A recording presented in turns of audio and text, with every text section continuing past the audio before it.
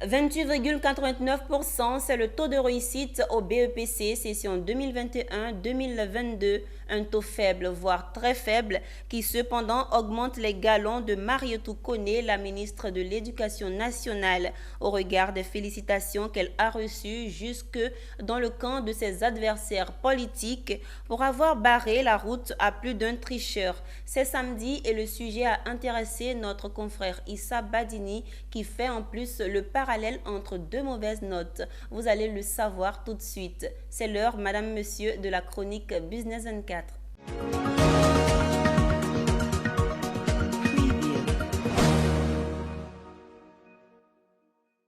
À l'éducation nationale, Marietou Koné est vraiment à sa place. C'est l'avis de la militante des droits de l'homme de Côte d'Ivoire, l'ex-pensionnaire de la maison d'arrêt et de correction d'Abidjan, Pulcherie Balé. C'est aussi le sentiment de bon nombre d'Ivoiriens après la proclamation des résultats du BEPC, session 2021-2022. Des résultats inutiles de se lérer, catastrophiques, 28,89%. Du coup, ce sont 369 368 candidats sur les 519 449 qui ont été invités à revoir leurs bloc-notes si jamais ils espèrent dompter le BPC un jour.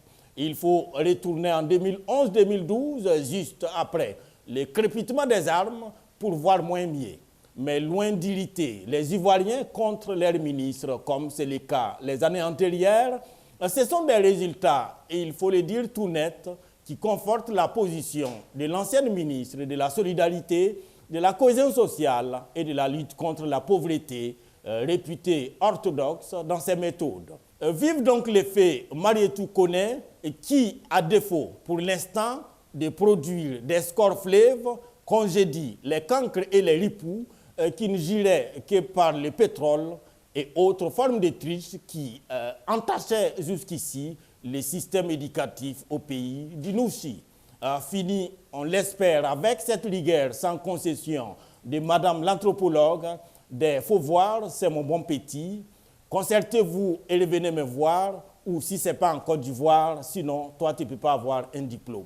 Quant aux valeureux vainqueurs, ils peuvent avoir le triomphe béat, car comme on le dit, quand c'est dur, les durs avancent.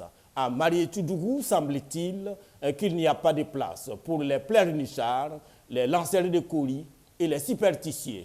À eux de faire le deuil du succès facile et commencer à nouveau à faire confiance à Pythagore, Thalès, Camara Laye ou Sédou Badian.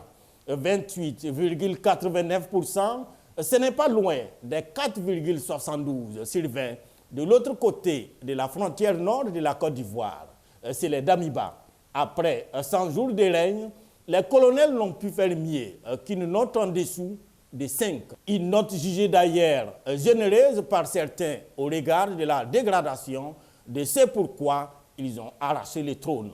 Si Marietou Koné est adoubée jusque dans les camps de ses adversaires politiques avec ses 28% de taux de réussite au BPC, tel semble être loin du cas des hommes de Béré, c'est les Sankara, qui rendraient le pouvoir sans broncher avec un bonus en plus pour avoir la reconnaissance de la ministre professeure.